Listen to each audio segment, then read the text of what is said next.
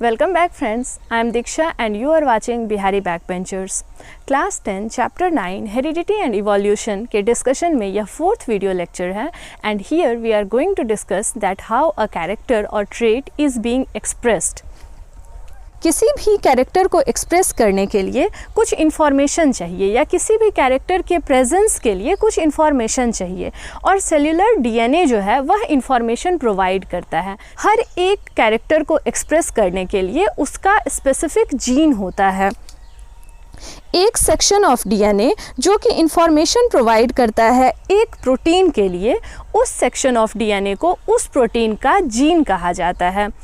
It's time for a quick reminder. Unacademy's Creative Corner brings to you Time Out 2021, a day-long fun-filled creative festival in which you can join the amazing experts throughout the country. Make the most of the day by joining creative professionals, master performers and the masters of the trade. If you have ever wanted to do anything outside the box of academics, may it be dawdling, may it be magic, or may it be anything from the n number of options provided to you by Unacademy, you will get a chance to learn problem solving and creative thinking. And there's also an exciting part.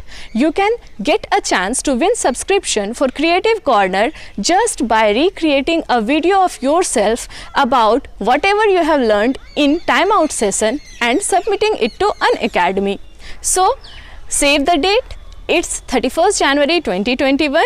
Register for free by using the link given below and use our referral code BBench.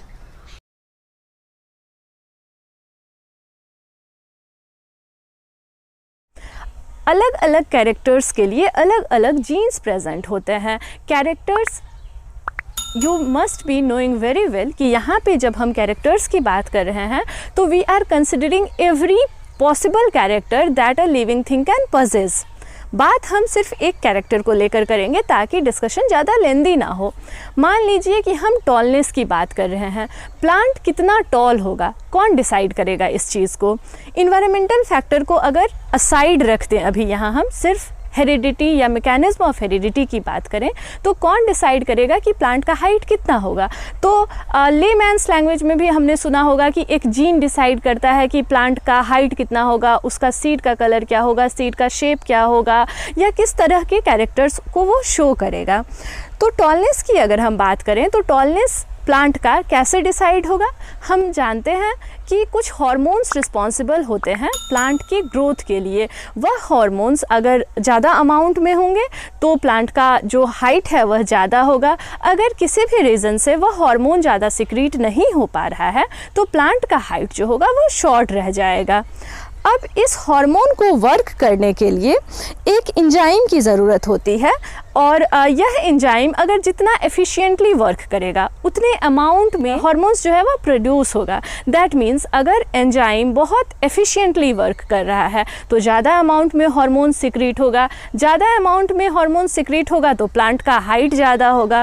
अगर कोई alteration हो गया gene में उस gene में जिसकी वजह से यह एंजाइम जो है वह वर्क कर रहा था, तो अगर उस जीन में कोई ऑल्टरेशन हो गया जिसके कारण जो एंजाइम के प्रोडक्शन का एफिशिएंसी है वह घट गया, वह कम हो गया, तो अब एंजाइम कम अमाउंट में प्रोड्यूस होगा या लेस एफिशिएंटली वर्क करेगा जिसकी वजह से हार्मोन का जो सिक्रीशन है वह कम हो जाएगा और यह हार्मोन अल्टीमेटली प्लांट हाइट को डिसाइड कर रहा है कि प्लांट का जो हाइट होगा वो ज़्यादा होगा या कम होगा। तो एंजाइम लेस एफिशिएंटली वर्क कर रहा है, that means hormone come produce हो रहा है और हार्मोन कम प्रोड्यूस हो रहा है, दैट मीन्स प्लांट का हाइट जो है वो शॉर्ट रह जाएगा। This is how gene controls each and every trait of any living organism, and this was just an example to express how.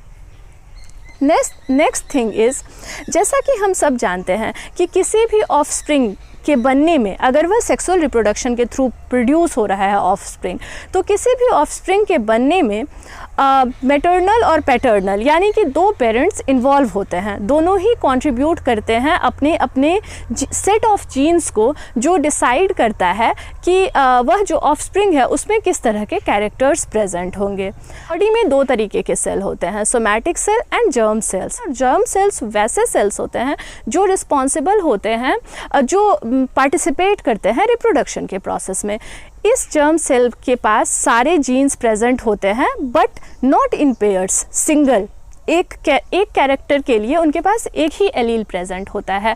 यह जर्म सेल डिफरेंट है इस तरीके से सोमैटिक सेल से कि वह रिप्रोडक्शन में पार्टिसिपेट करता है और उसके पास हर एक कैरेक्टर के लिए सिंगल एलील ही प्रेजेंट होता है।